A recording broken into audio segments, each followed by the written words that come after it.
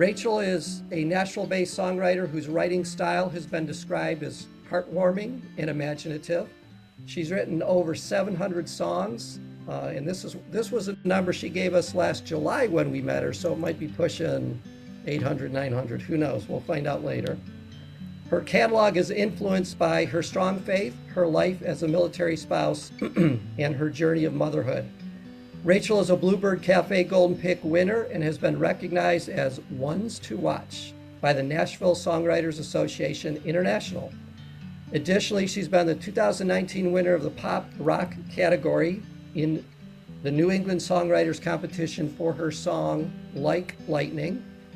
In the chat, Tom will be putting links to Challenge America, to Guitars for Vets, and to some of the ways that you can access Rachel's music as well.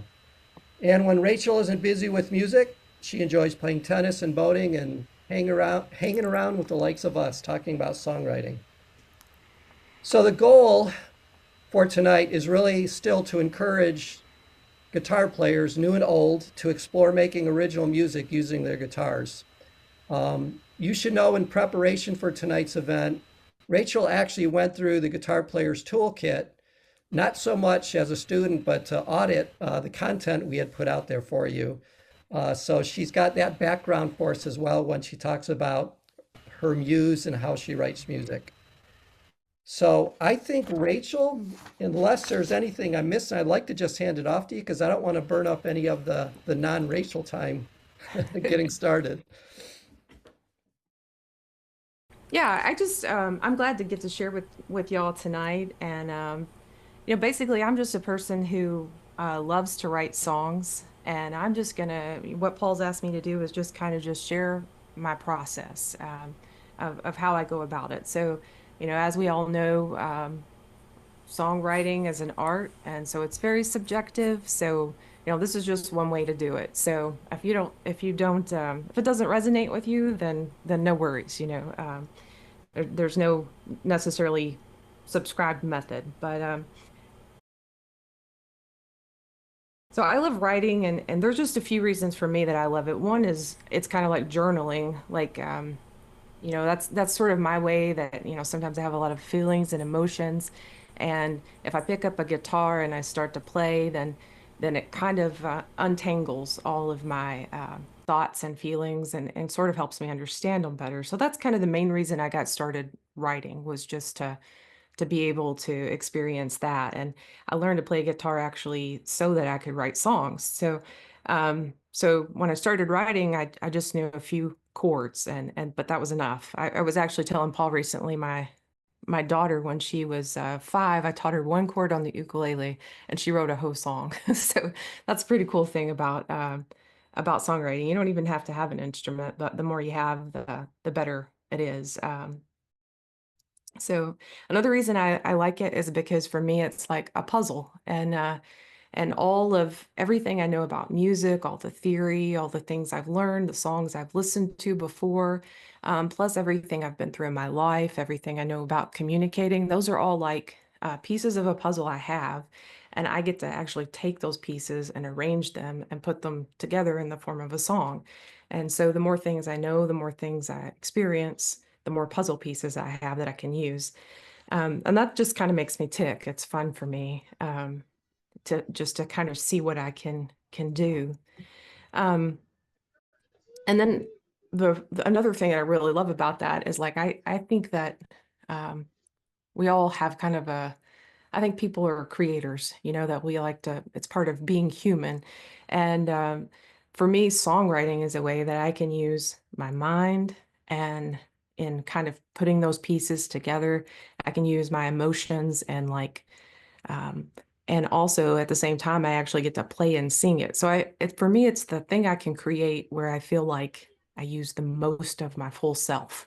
And so that's pretty cool. So that's just a little background of why I'm kind of a songwriting geek, and I love it. So I'm still learning, and hopefully we'll get through this thing together. But I'm just gonna tell you guys, like, some things that I like to keep in mind when I write, and then as we get into then we'll get into the writing process a little bit. So one of the first things I think about is why I'm writing or for whom I'm writing, you know. So sometimes I'm just writing for myself. Um, Maybe just so, you know, like I said, it's like I'm journaling or I'm just writing for the fun of it or something like that. Um, and if the, if that's the case, then I just kind of just write however I see fit and how I want to. Sometimes I'm writing for like friends or family, and sometimes I might be writing for a larger audience, and that's important to me because it influences how I write the song. You know, if it's kind of like cooking, if I'm cooking for myself and I'm making salsa and I love cilantro, I just pack as much of it in there as I want. But if it's for my husband, I know he doesn't like broccoli. I'm not going to put that in there. But if it's for like a bunch of people, then I might want to do something that most everybody likes. So kind of the same thing. I try to keep that in mind, and that way I just periodically check and make sure that I'm kind of staying on target. So yeah, first keep in mind like who I'm writing the song for. Um, and then secondly, I think about the structure of the song. And, you know, once again, if I'm writing for myself, maybe I don't care so much about the structure. But if I'm kind of writing like more thinking about, oh, I might want this song to be on the radio, then I have to consider like, well, there's some sort of standards, you know, like a lot of songs will have an intro. It'll be about maybe 12 seconds long, and then it'll have a verse. And there's a little saying, at least here in Nashville, it's like, don't bore us, get to the chorus. So they want you to keep that verse nice and concise. And then you have your chorus, and then you've made it through your chorus, and you're at about a minute mark, and then you do another verse and chorus and maybe a bridge, but then your whole song is going to be, you know, about 3 minutes long, right? Um, and then, you know, you got to think about rhyming. So I like to think about that. I like look at my song and I say, well, you know, they don't have to be exact rhymes. They don't have to be hard rhymes, but are they close? And what is my rhyme scheme? Am I doing an A, in my verse? Then, you know, I need to stick to that. So I want to have symmetry in my second verse and make it like the first verse, you know. And another thing I think about is like, what is the point of the song? And is everything I'm doing, am I all the things that lead up to it, am I writing to the hook or the theme of the song? Just try to keep it really um, nice in the structure. So we've got so I'm thinking about, you know, who I'm writing it for. I'm thinking about those structural pieces of the song. And then another thing I think about is this a good song? Like what makes a good song? And I know this, Paul asked some of you all this question, and a few things that I think about. First is, will a listener understand this song? Um, and it doesn't necessarily have to, I mean, it could be abstract, but will they understand what the song is about? So for me, a lot of times I actually want them to understand what the story is because I write stories a lot. So that some of that is like, you know, does it make sense? Did I keep, you know, subject verb agreement, things like that, like language type skills? Um, did I try to jumble in too many words and now they can't understand it because I didn't phrase it well? Also, just like, did I match up the music well to the lyrics? Like, if a person didn't speak English and they heard this song, would they still have some idea of what the song is about because the music matches the song?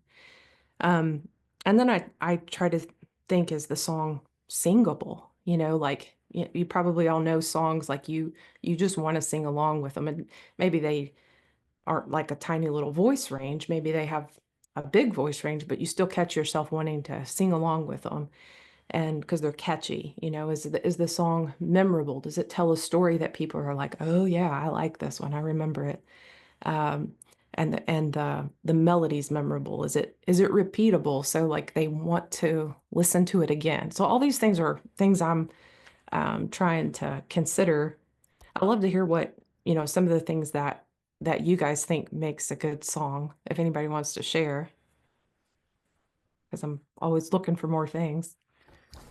Yeah, go ahead and post your comments in the chat, and if you'd like to talk, we'll go ahead and bring you on. Hey, Rachel, I just want to Yeah, throw in a real quick question. It sounds sure. like the formings of a checklist that you've got here. I mean, we're looking at a number of different things to think about. Hmm. And for those of you who are thinking, you know what, all I really need to do is, you know, write words and come up with chords and a melody. That's obviously there's a lot more to this than that. Am I close? Well, for me, there is, the reason I try to think about these things is because there have been so many times that I have written myself into a corner.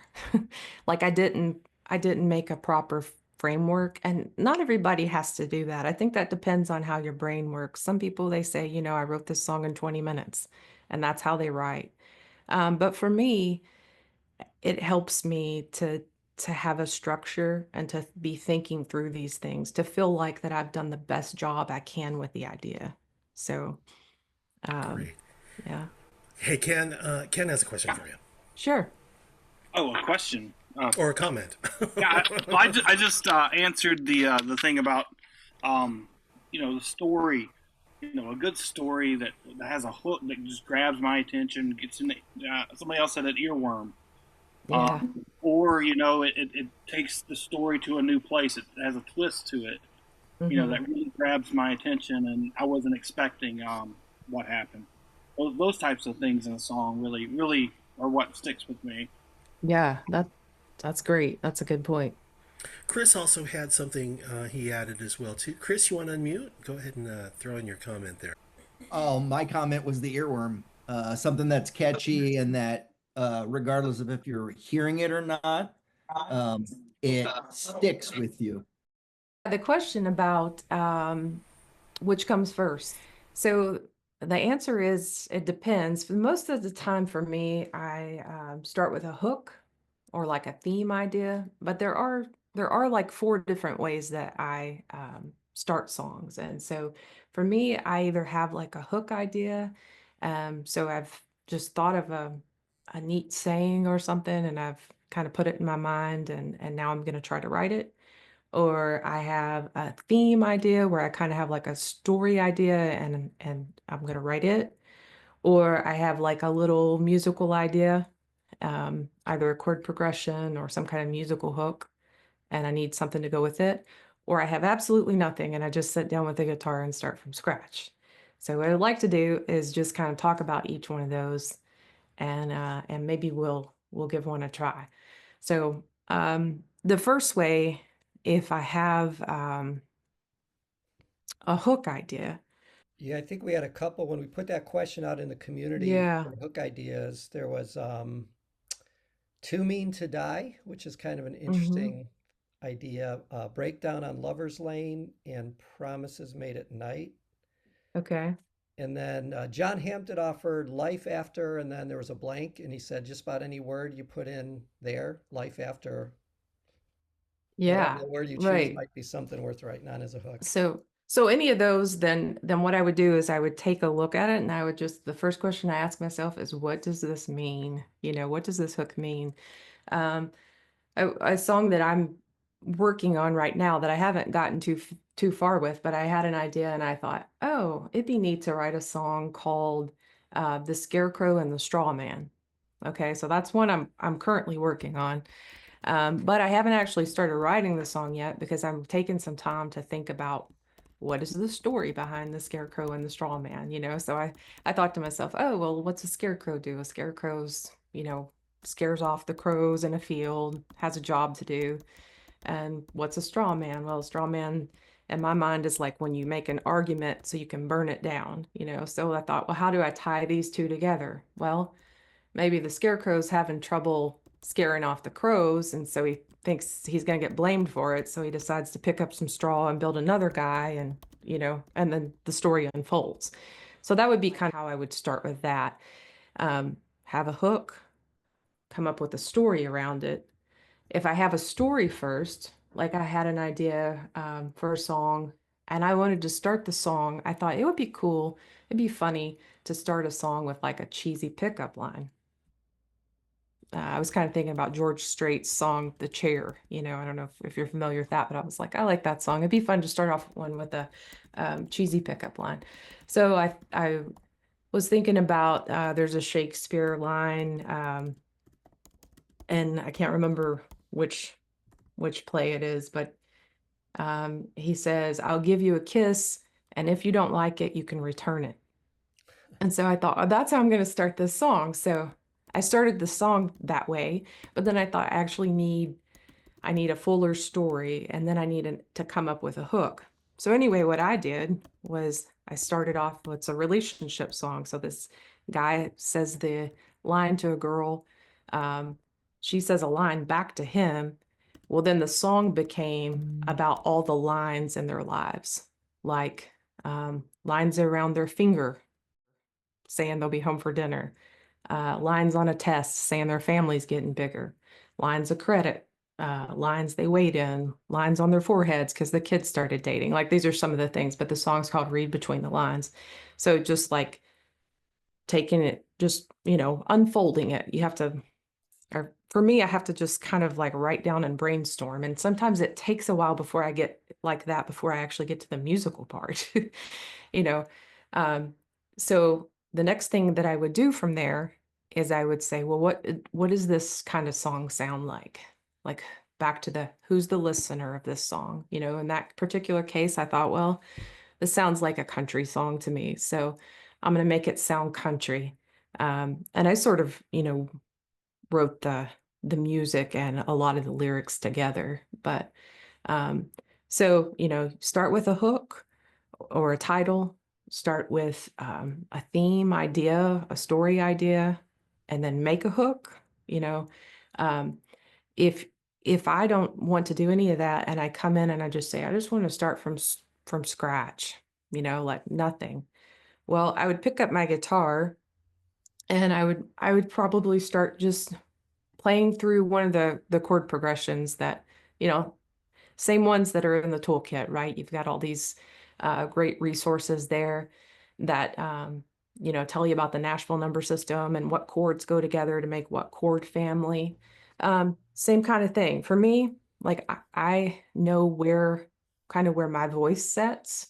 I'd say it's B flat because I always B flat when I sing. But anyway, so I, you know, use a capo. I know you guys know about that. Use a capo, put it on the 2nd or 3rd fret, play in the chord family of G, and I just get a groove going.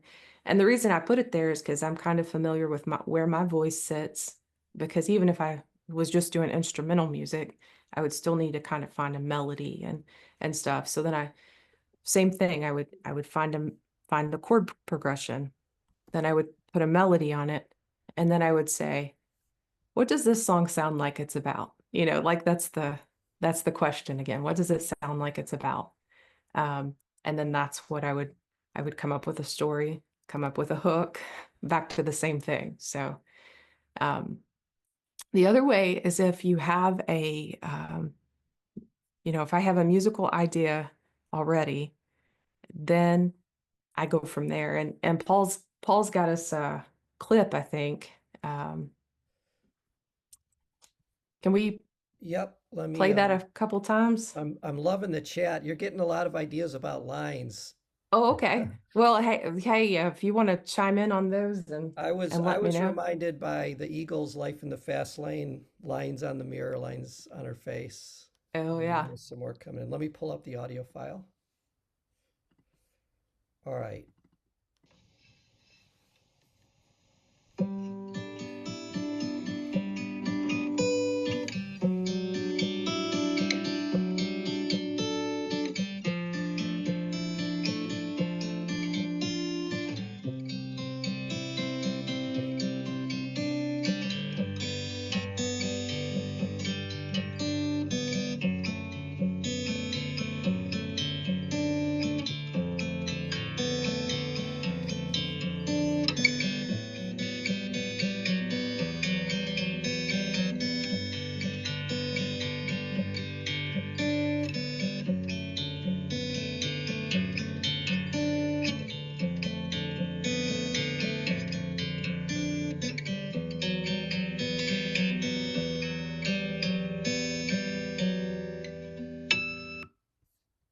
Very nice. Very nice.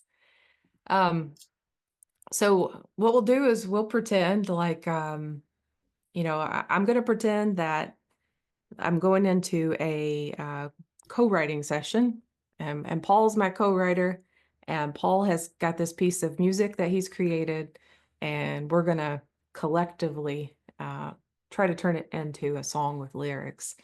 So I don't know, maybe let's can we listen to it one more time? But this time as we're listening, just if everybody just kind of wants to, if you're muted or whatever, if you want to kind of try to hum to it and see what you would come up with to go with it.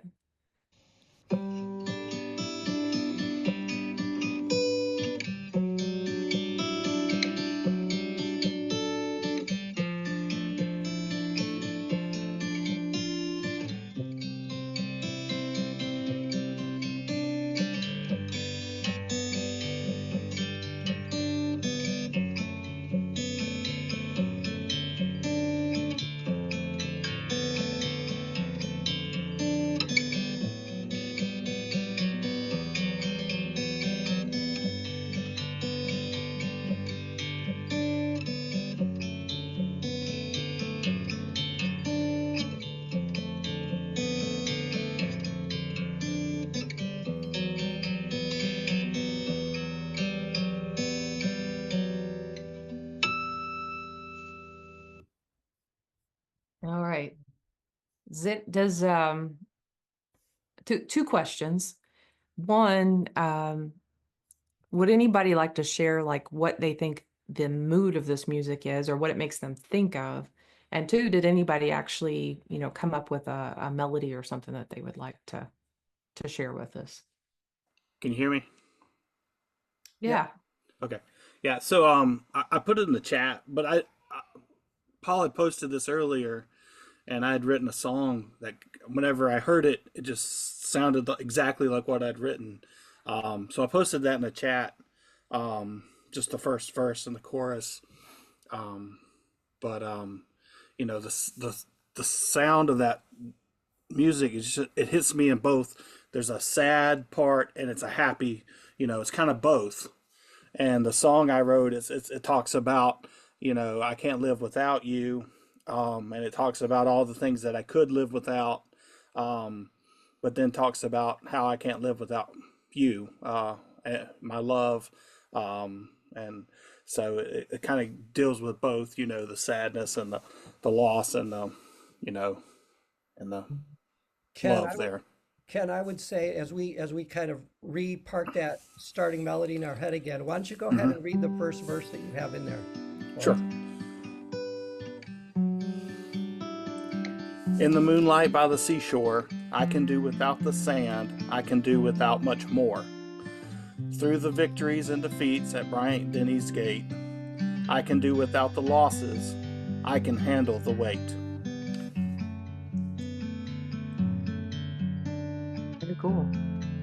Do you have a melody for it that goes with it? Well, that song, I mean, that melody for what he's playing fits perfectly with the words. In the moonlight by the seashore, I can do without the sand, I can do without much more. Through the victories, yeah. Okay. So you're saying your melody actually lines up with what the guitar Yes. is playing. Yes. Okay. Yes. Very cool. Yeah, you've already done our work for us, it sounds like. Making it easy. Anybody else have anything they thought of or? A couple different comments on the mood. It's a sad mood, or it seems it starts out melodramatic and sort of sad, and it can build to a faster pace. So, I mean, I think for me, I'm definitely one of those that write for myself, and I sit down with my guitar first and everything. What I've loved about listening to you so far is I need to be very mindful that there's so many different ways to begin writing a song. There doesn't have to be one way. And I would usually pick up the guitar and it would always start with a chord progression. And so this is just, pieces of it that if you were to sit down and write, I'm assuming, Rachel, we don't even know if this is a verse yet or a bridge yet or a chorus yet. It's just kind of a mood and creating some lyrics that might reflect that mood. Yeah, I mean, um, yeah, I think we're kind of coming to a similar conclusion. I think most people have about it being kind of sad, which is interesting. It goes to that idea that music, I don't know if it's innate or we've been taught, but there's certain tones that mean something to us, right? Like it makes me think my niece is 5 and she loves to just make up songs and I probably it was before Halloween. She said, "Aunt Rachel, I'm going to sing you a Halloween song," that she was just making up, like kids do. And she started singing, and when she started singing, she was singing, making up a melody that was a major, but she got about 4 lines into it, 4 words into it, and suddenly it was like something clicked, and she started singing in a minor key.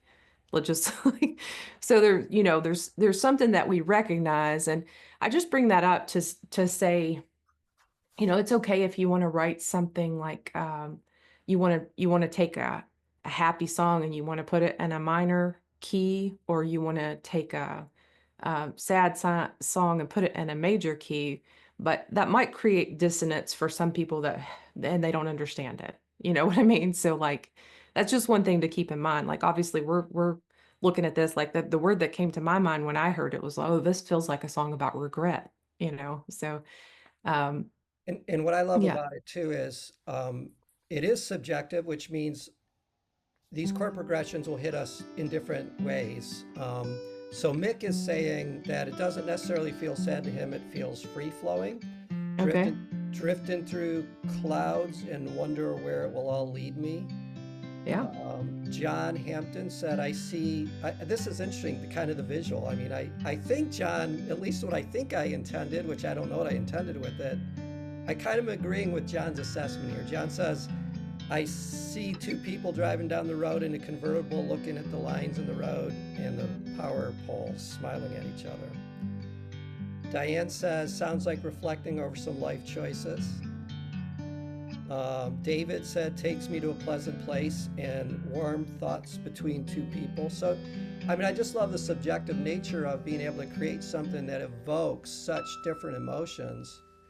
And, even with completed songs where you have everything done, even those hit us differently, right? I mean, on different levels too. Sure. Yeah. So at this point, like, what I would do if this were a co-write is we would just have to make a decision.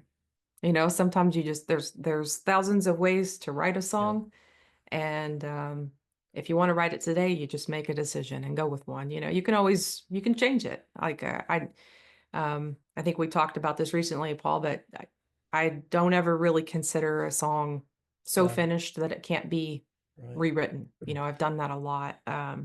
Just try to stay open to that.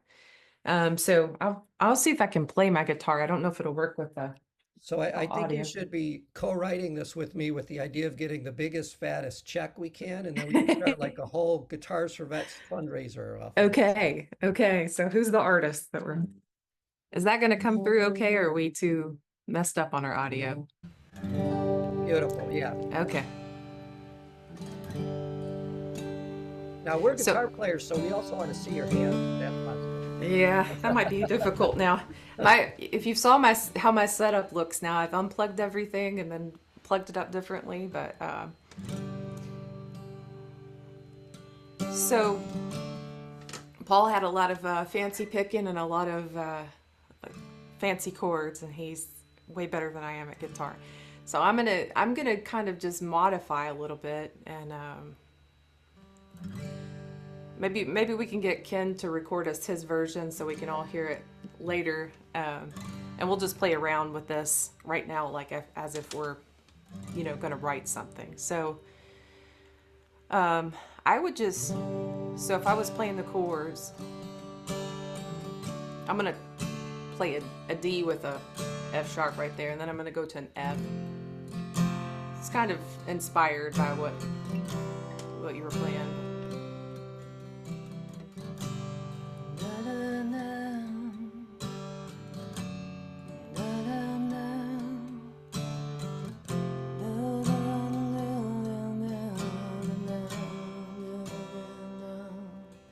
So that's what I hear on top of it, you know, something like that. Does anybody else want to give it a stab that has their guitar handy? Or So when you do that, Rachel, you're just kind of, you've got the chord progression in your head and you're humming something on top of that that you think kind of reflects the mood or the feel. mm-hmm. Okay. That's what I'm doing. That's the first step for me. And the next one would be to say, well, what are these things that I'm humming this melody? What is it saying? You But know? what you're doing, I think, is important because, you know, for beginning songwriters, sometimes I think I got to have all my lyrics before I could sit down and do anything. And we're really doing it the opposite. You know, we have a chord progression, we have a feel. You're humming now a melody line. We don't even have necessarily lyrics, right? Right. No. No lyrics. And you know, I probably just take whatever that first chord is. I may just start with like the root note, you know, I just as a starting point, or just I try to be just kind of at just go with my instincts as much as I can, you know, just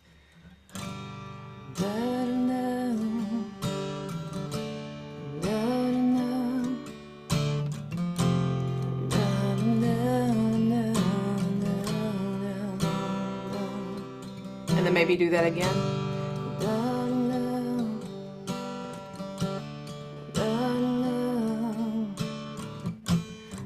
And then and then I think you kind of had like a minor thing there, right? Like so I would probably do something. So if you wanted to play chords, what I'm playing a G, and then a D with a F sharp bass note, and then a F. And this isn't. I think for the most part it would still work with what Paul played. So G, and then a D with an F sharp bass note, and then an F, and then a C. You know, and then I you know, he kind of played something similar to that again. I would probably do that again, and I would, as I'm thinking, I think maybe this would be a verse. You know, like.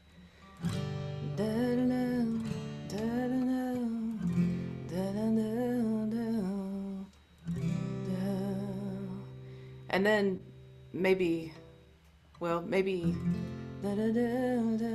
after the F on the next time, instead of going to the C, maybe an E minor, and then walk it up, because then that would allow you to go to a C for the beginning of a chorus.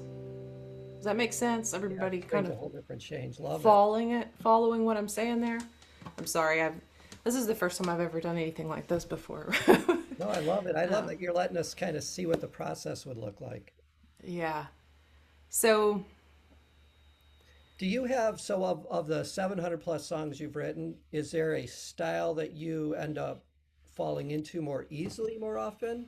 Do you come up with a hook, or do you come up with the story, or is it chord progression driven, or is it spread equally? I think it's mostly You're a hook person. Yep, yep. hooks and stories about 75% of the time, I think. Just what you did with the scarecrow. That's what I was thinking. You're a hook and a story person. Yeah.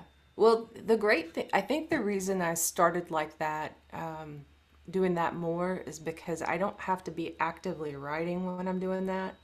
So, you know, when I was in school and stuff, I would fill those blank moments with just thinking about ideas. And so that's something that you can do, you know, pretty easily, exploring those ideas when you don't have to have a guitar in your hand. You know, you can kind of so for me, that and like I said, I'm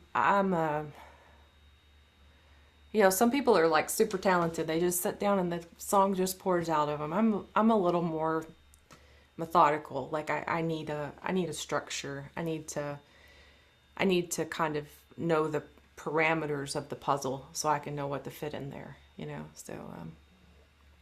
So it helps me to think like that. But yeah, so next, if so I would, you know, what does that sound like, and kind of keep in the mood of the song, like I mean, maybe something like, was it right, or was I right, or was I wrong, you know, something like that. Or Sorry, wrong chord. Trying to work with Paul's song. Trying to work with Paul's song. Yeah. Yeah, Yeah. Does anybody have any? you have some feedback in the community. Okay. Jeremy says that the song feels like it has some hope in it, maybe reflecting on mistakes, but end on the relative major with some hope. Look at that. Now he's just showing off using his major and minor. Awesome. And Leaf says he hears a Black Friday buyer's remorse song, and it resolves with a return to the store. Sweet. I could get behind that. I think I already did that. So. Well, it is 8:54. I know we wanted to open up the mics. We also wanted to have you touch a little bit on some of the your favorite resources and tools for songwriting, because those are all things hopefully that we might have access to or could, learn Yeah. more about as well. So why don't we go ahead and have you start that last section there, and we'll get Yeah. I mean, everyone ready. so some of my favorite things that I use on my phone. I don't know what kind of phone you guys have, but like notes. I just have a note that has song ideas, and I have lots of song ideas. That's where if I'm somewhere and I'm like, oh, that sounds like a song, then I just write the idea down, and I keep a just a note, open note that I can go back and look at. So if I want to write something, then I have a list of ideas. I do the same thing with musical ideas with the voice memo. So, if I'm somewhere and something pops in my head, I record it. I just hum it, because if not, I will forget it. So, and as I'm working on songs and I have parts of them, I also record them there.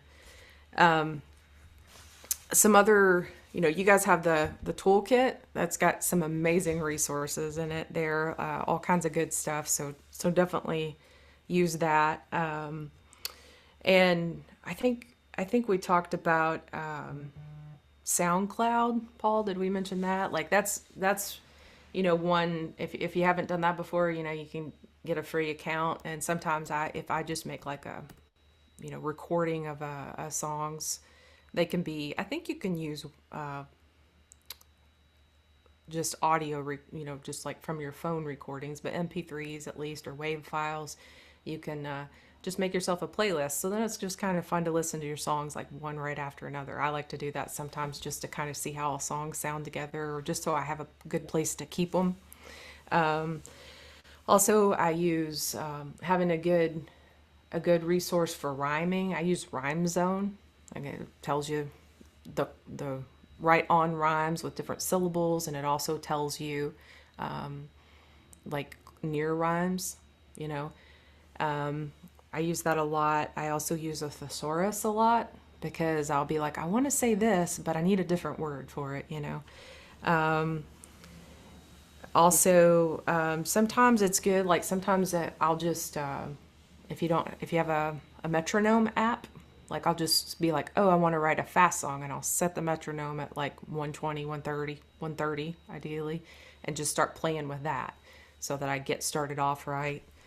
I think those are the main ones. Jeremy mentioned Rhymer's Block as an app, Okay, yeah. and then got a couple questions here. When you're looking for a melody, do you kind of pick single notes to work with for when you're adding your voice to it? I guess I start with single notes. Unless something just strikes me. But yeah, maybe finding the note and the chord, and then building around it. Yeah. And Mick's interested in knowing how you work in a chorus and or a bridge. Okay.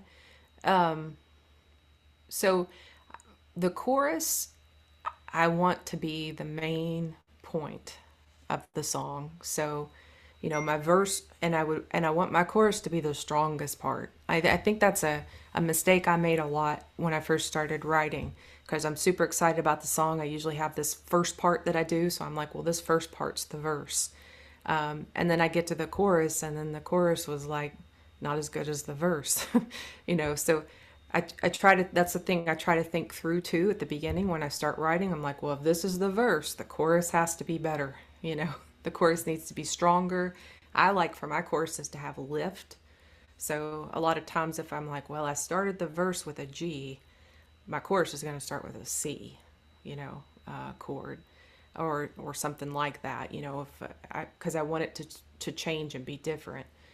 A bridge, I love bridges, but you don't want to, I don't want to waste anybody's time. I don't want to put a bridge in just for the sake of putting a bridge in. So if I'm going to write a bridge, I want it to say something, I want it to summarize the song or to say something different than I've already said. I don't know if that gets exactly what your question was there, but that's Yep. And Dave Kraut was asking, when you write a song, you write it in the key that is good for you, and then when you give your songs to others to record, they just transcribe that to whatever vocal range they need it to be in. yes. For in my experience, yes. Yeah. And you said, what is your key? B flat. And just so we're clear, you know that because you're actually singing off of your guitar in different keys and you're finding where your range fits, your high to low range fits Yeah. best. Yeah, that's you know, that's a that's one key that I sing in most often probably. And you know, so I'll play it in G and put the capo on 3, you know. That's kind of like if I just don't if I'm just like I don't know what I'm gonna play, then I'll put my capo on, you know, 2 or 3, play in the key of G and sing around. Or I'll put it on won't use a capo, or I'll put it on 1 and I'll play in the key of I mean, the key family of C, you know. I just kind of know that from experience. And sometimes I'm wrong, and then I change it, I transpose it. So you know that's a great thing about knowing how to guitar's great because the capo is so super helpful, especially when you're writing. Because you know you might you know sometimes I may go back and I may be like, well, I don't want to use a capo on this song. I'm going to play the chords, you know, or I'm going to play it somewhere else. But you know, when for the purposes of writing, that's a super fast tool and a good way to do it.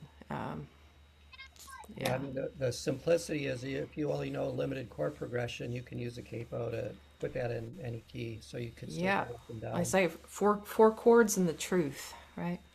Do you Right. write instrumentals? Sometimes I tend to do that more on the piano than the guitar because I'm not as good instrumentally on the guitar. But yeah, sometimes I do. And Yeah. John is asking, how would you apply an interlude? And just so I'm clear, is an interlude a musical part of the song where there's no lyrics but instrumentation? What's an interlude in song language? Like a solo. Is that what we're talking about? Yeah, John, I don't know if you want to unmute. We're kind of guessing that it's just kind of an instrumental part. Do you do that? Do you ever write songs? I mean, it's maybe not so commercial, but songs where there's just an instrumental piece instead of lyrically or anything. Yeah, that's actually when I was a teenager and I first started writing, that was how I started. Um, you know, and then I started being able to kind of hear melodies on, you know, what I was playing, or I would play just chords. I tend to write lyrics better if I'm just playing chords because I think it allows my imagination to work better, you know, because I'm not honing in on particular notes and the you know arpeggios and things. So, but yeah, and that's you know I this reminds me. I don't know if any of you've seen the documentary and John Williams. It's on Disney. It's really fascinating. John Williams, the composer that did all the Star Wars movies and Oh, Jaws and Harry Potter, pretty much everything we know from the movies, Steven Spielberg movies and such. You know, he made a comment that he said that he was limited. If you know his music, it's just fascinating, but he was limited by what he could create for the movies, which seems wild because he made so much music. So he actually had like whole separate bodies of work that were, just symphonies and jazz music. And so like I I think it's awesome to experiment and do all kinds of things. So if it's instrumental, if it's, I like to write funny things.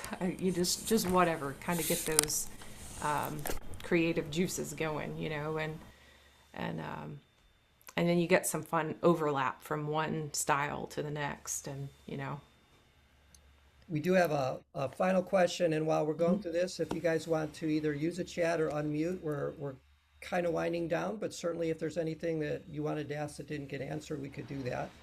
There's a lot of interest, Rachel, usually when we do these, in how you protect your songs or how you make sure you're okay copyright-wise. Is there any magic to that? You can. I am probably behind on this a little bit, but I mean, you can have them copyrighted. If you do that individually, it gets quite expensive. But you could send them in if you want to. But things this day and age, digital day and age, if you have a recording of it and then, you keep good records, I feel pretty safe myself. I'm cranking out songs pretty fast, so I just try to have good voice memos and dates on the things, and then if something's actually going to be out into the masses, then you can get a pro like BMI or ASCAP and register the songs. Rachel, have you ever, has the opposite ever happened where you've written something and you played that for someone and they're like, oh, it sounds like you're sampling such and such? Um, yeah, I mean, I did have a song one time and a long time ago, and a friend pointed out to me, oh, that's the exact same melody as this song, and I think that happens from time to time. I mean, if it does, then, of course you are like, oops, and remove it or whatever, but, There's no ways to check that. Is that one of the ways AI is going to start helping us out? As you can put your new song through AI and it will tell you. who knows If what you- AI is going to do? All It is kinds of pretty. things. But if you're into AI, I think I mentioned this before, but I actually started. I went to a co-writing session, and the guy I was co-writing with had already started the song with AI. So especially if you're a person who maybe, I mean, you could use it for music too, I guess. But if you're a person who struggles a little bit more with lyrics, or you want a little help, or you want to get some structure, you can ask AI, write me a song about, or write me a poem about whatever subject you have in mind. That's what this guy did. And we actually looked at it and we took some lines from it and we're like, that's pretty good. We'll tweak that or whatever. So, it's a valid starting point, a good tool to use. And there's no copyright issues if you're stealing from AI, right? I don't think so. Hey, Rachel, I got a question for you. At the very start of tonight's program, you were talking about just the things that you typically think about, the checklist of items. It's easy to get completely overwhelmed with where do I start? So for those of us who are new to songwriting, how is it that we kind of work through all of the different things that have to happen in a way that, okay, I just need to take my time. Do you have any tips or any pointers on where to focus and maybe what to prioritize? Yeah, I think prioritize fun, enjoying it for sure. Like, don't get stressed out about it. Above all, you want it to be something that you enjoy doing. But my checklist, it's things I like to keep in mind, but I never get it all right. Like I try to think about those things, but I'm not gonna manage to do them all, and I know that. But it's just trying to every time try to do the best job I can with whatever song I'm creating. So I would just say wherever you are, try to do the best job you can, and as you're going, keep doing it. If it's fun for you, keep doing it. And as you're going, try to collect more of those pieces for the puzzle that you can use and plug in. So everybody starts somewhere different. Some people are fantastic at lyrics and some are fantastic at music, and just try to get the whole package together, you know. And I love that too, because you shouldn't necessarily think there's one right way to get started, as you've shown us. I know in the toolkit, the very last section of the toolkit, we tried to put together an idea of the list of things you could do. And you've given me some interesting framing for it, Rachel. For those that like the hook idea or the subject idea, a lot of the advice on the toolkit is, well, you should journal because stuff will happen when you journal. You should read a lot because that's where hook ideas, like even if it's newspapers, it doesn't mean you have to write, read pieces of fiction. It's just immersing yourself in language comes up with hook ideas. Um, One of our guests said reading current news gives them ideas or subject ideas. And then the musical ideas, I mean, sit down with your guitar. If you've not sat down with your guitar and taken 5 minutes just to play stuff that's not a song, just to play stuff you haven't played before and explore the guitar uniquely that way. Put together chord progressions that, you don't know if they're going to sound good. We did a whole book club on the chords in a family, and it's kind of fun visually to kind of see the chords in a family and just start to play around with those. But the idea is playing around, getting started with any of those helps you feed the hook ideas, helps you feed the subject ideas, and helps you get started musically. So I love that you've showed kind of all of that for us tonight. I know Rachel, because I asked her beforehand, said she doesn't mind hanging out. We're already 10 after. This is awesome, you guys. There's a few questions still coming in. Rachel, getting started, we talked a little bit when met offline about things that beginning songwriters can do. And we talked about things like songwriting groups where they get together and they write off of prompts, or they share pieces of poems and stories they've written together, or kind of like what we did. Someone might come with a chord progression and others might want to try lyrics over it.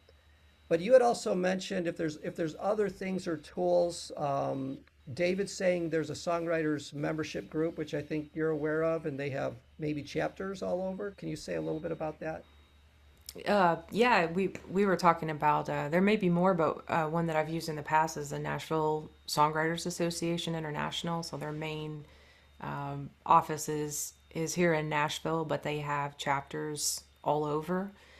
So they do challenges. They have like monthly meetings, and they're a really great resource because they bring in professionals, both like it's geared a little bit more toward people who are pursuing being songwriters that think that they might want to do it, but it's also to create a community. It's a great way. It I don't know if any of you've tried co-writing before, but co-writing's pretty fun. It's different than writing yourself. It's a completely different animal, but it's also pretty fun. That's something you can do through Zoom or whatever. So, yeah, I would encourage you to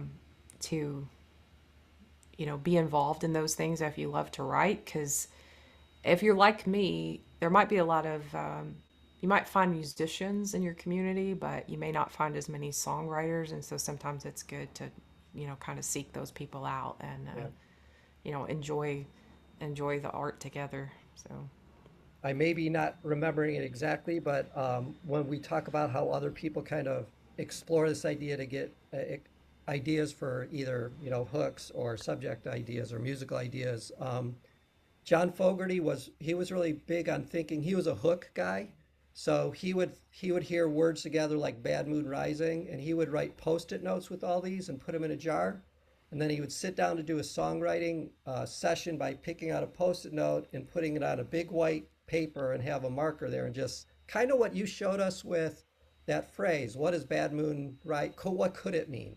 yeah. And kind of writes a song that way. A little dated with the technology, but Keith Richards used to take tape recorders to parties, and he would just turn it on and he'd listen to it later to see if there's anything there. So um, I think we talked about using the news. Ken said that's where Too Mean to Die came in, from a news article. And I'm just gonna have to throw in there the Beatles in my life. I mean, the beginning line is "I read the news today," and he talks about articles that he read in the newspaper. So Yeah. the world is your muse, I guess. Anything else, Tom, from the chat or anything else we have? It's looking like we covered most of everything that's in there. And sorry if we kind of skipped. There was a lot of activity, a lot of questions that came up, and they are all great questions. I appreciate everyone's patience, especially yours, Rachel. I'm so glad you stuck with it. I'm was so worried about losing you, and it's just been very, very rewarding for me. I mean, I feel like I understand better how to approach this and not to think so singularly about sitting down with my guitar and I have to come up with the chord progression and I'll worry about lyrics later and all that. And it's just a lot of You fun. know, I really like the old idea of everyone just throwing their ideas in, Yeah. the perspectives of what everyone said about the guitar passage that was played, the different perspectives, and all of a sudden it's kind of like, wow, that's a great idea. That's a great We idea. should have a Zoom session where we write a song together, 20 of us, 30 of us, 25 of us write a 2025. song together. Wow. 2025. Any, any other parting wisdom for us, Rachel? Just do it. Just write, you know. Don't be afraid. Sometimes my brother, I write with him and he's like, there's so many, I just get overwhelmed because there's so many different ways you could do this. And you just got to get started. You know, you just got to write the So, song. And so your brother's a songwriter also. he's a You talented guys, musician and would you songwriter. And guys, would you guys say if you looked at what your skills are with songwriting and his, are they the same? Do they complement each other? Are they they're, good? they're complementary for sure. And when I first started writing, I leaned on him heavily for the music. Um, Okay. and he leaned heavily on me for the lyrics. And over the years, we've balanced out a lot more, where we both do both. So yeah, it's if you can find somebody, it's great. And just just recently I was in a co-writing session with a couple of friends, and one of them said, "Yeah, co-writing is just you just say all the stupid things until somebody finally says something that makes sense." And I think that's right. You just have to find a friend, find somebody that you trust, and just be willing to don't be judgmental. Just listen. Just listen, and it'll come. Yeah. Awesome. Tom, you got anything else? Thank you, Rachel. Yeah, It was really this is awesome. informative, and thank you for setting aside the time, working through the technology issues, and to everyone else who joined us this evening and hung in there with Rachel and Paul and myself. Thank you Yeah, all. I know that we have some non-Cav Arts members. I saw in the chat. So if you are a veteran, it's free to join Cav Arts. And in Cav Arts is where we are talking about the toolkit and other resources we have for guitar players and singer-songwriters. So um, go to Challenge America and there's joining information there. It doesn't cost you anything. And let us know in the community in Cav Arts if there's other live events you want to see in 2025 around this idea of songwriting. We talked about, I don't know, we'd have to kind of think about the size, but this idea of a songwriters group where prompts are thrown out and kind of what Tom was saying, it'd be kind of fun to build something like that. But we're here to please you. So everyone, thank you for coming. It was very, very rewarding to be with you all. Thank you so much, Rachel. I really Thank appreciate it. y'all. And when you finish the Scarecrow Strawman song, you got to send us a link for that song. I will. I will. Thank you so much, everybody. I enjoyed getting to be with y'all again. It's been fun. Thank you. Good night, Thanks everyone. again. Good night, Merry everyone. Christmas if we don't talk soon.